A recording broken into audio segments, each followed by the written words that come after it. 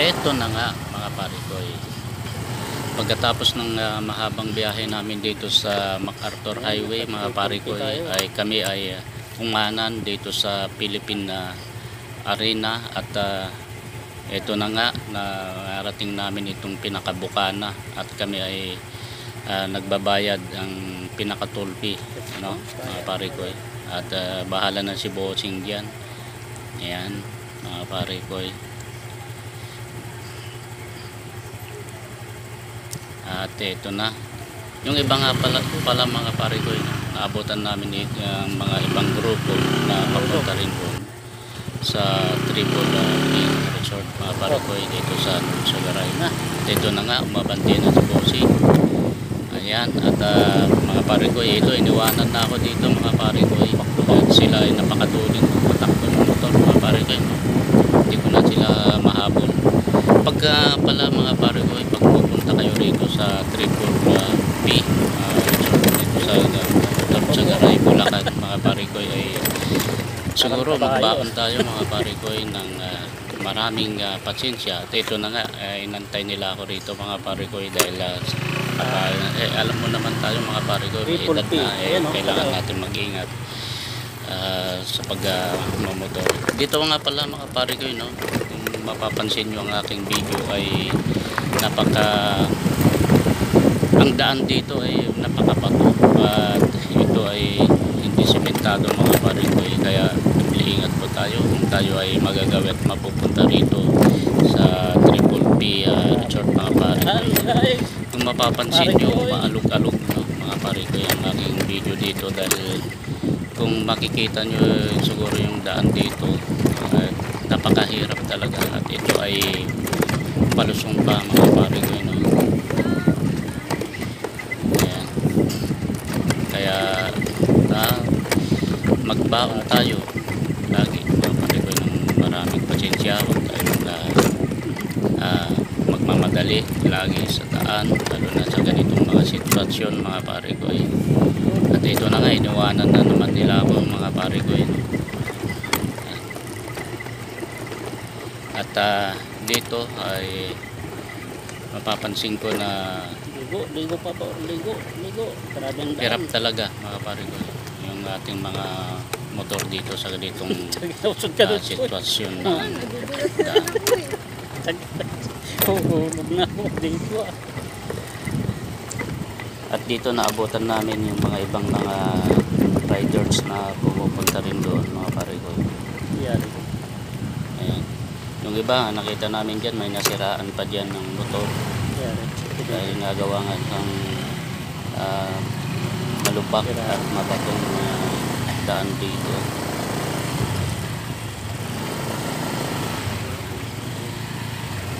Tiis lang mga pare ko, no? Pagka tayo pupunta sa ganitong mga sira yung maka-experience tayo ng mga ganitong daan. sabi na to Mga pare ko, pare ko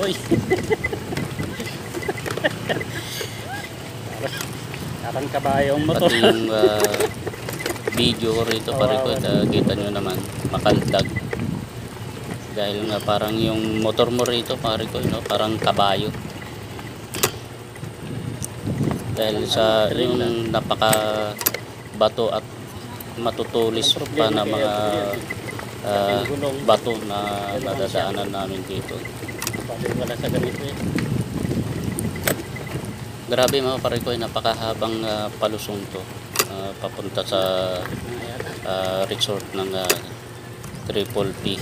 Kaya pala tinawag na Triple P siguro mga pare ko, kasi triple pahirap Ayan.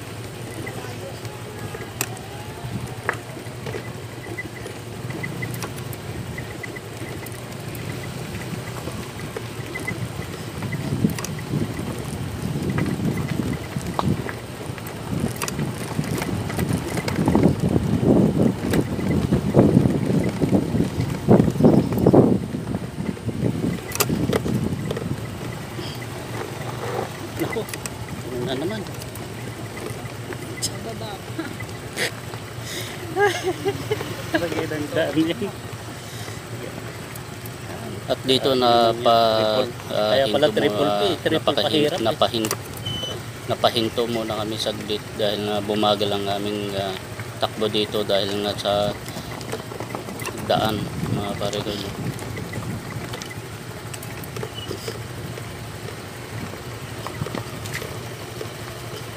Buti na lang mga pare ko ay hindi nagkaroon ng aberya ang aming mga motor dito at ayos naman. Tulak ka mamaya. Pauwi.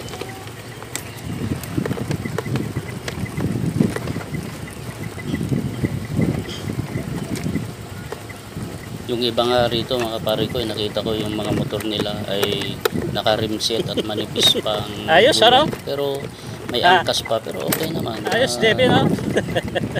Kaya naman nila na makarating sa baba mga pare ko.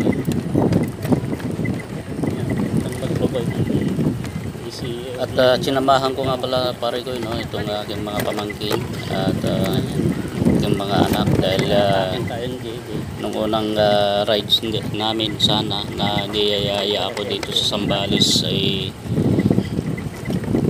hindi po ako napasama. At ito na nga, no, mga pare ko, natuloy yung rides namin na inaya nila ako ulit at ganito naman ang bumungad sa atin dito sa daan mga pare ko. At ito nga, mayroon pang kotse dito na salubong namin. Bali ang daanan dito mga pare ko siguro mga masikip lang. Video mo ba yan? Kung mapapansin nyo yung kasalubong natin kotse kanina ay huminto muna siya pag kami ay pinaraan muna mga pare ko. Naman.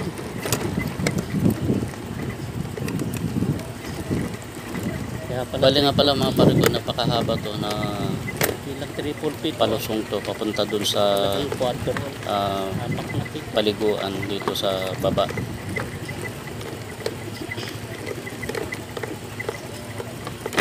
Uy. Siguro mga pare ko, kung uulitin ko pa to siguro ay siguro nagdadalawang isip ako na baka hindi na ako sasama ulit at sa ganitong mga daan dito mga pare ko. Pero okay naman mga pare ko dahil na-enjoy mo yung nature ng tanawin. Maganda naman at okay naman, solid naman yung pagod mo rito mga pare ko.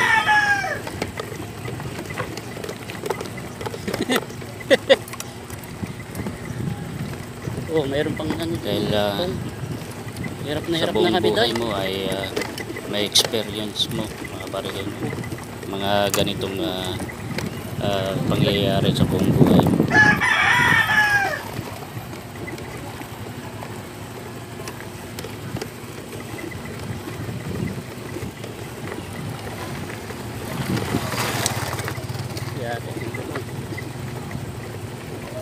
Siguro mga pare ko, napapansin ko sa daanan na to ay talagang gumawa sila ng daanan para mapuntahan lang yung surf yan sa baba mga pare ko.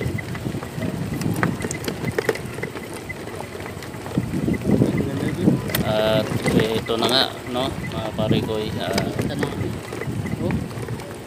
bumungad na naman sa amin dito. Yung May ano na naman. pangalawang toll fee. Gulat nga kami pare ko, no.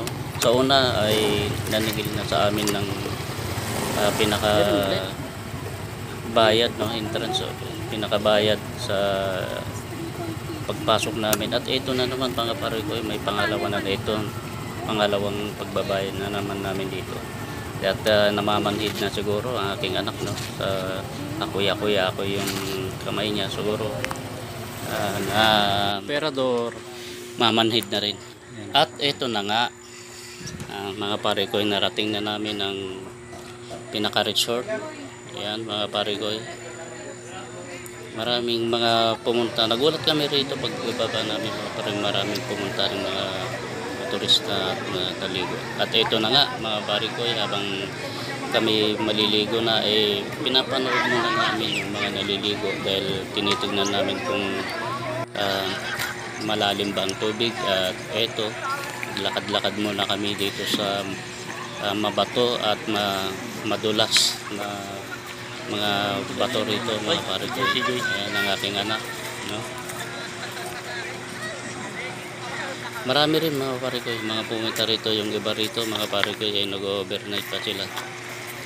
At napansin ko lang, no, mga pare ko, merong mga basag na bote rito kasi nakita ko yung mga iba dyan nagiinuman siguro. Nababasag yung mga bote dito. Kaya doble ingat po tayo. Kung kayo ay makapunta rito ay kung maaari ay magkinelas na lang po kayo para hindi po kayo masugatan yung mga paa, no?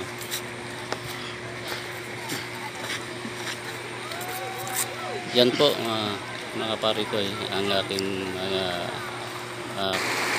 pamangkin, no? At ito na nga mga pare ko, binidyohan ko muna kung gaano kalakas ang agos ng tubig dito. Talagang malakas yan mga pare ko. Yan hanggang dun sa baba.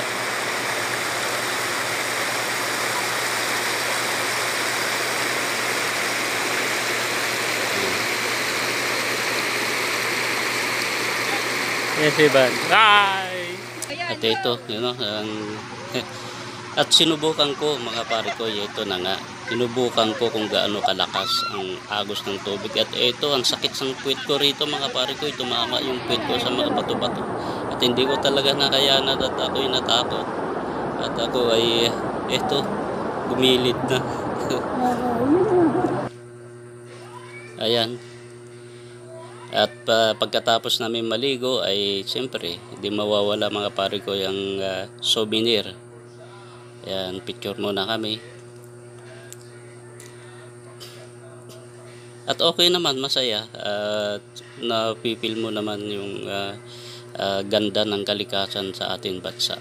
Salamat nga pala, no, kay Boss A at Boss B sa ganitong mga experience. Sana mga boss, no, mga bosses ay uulit ang ganito.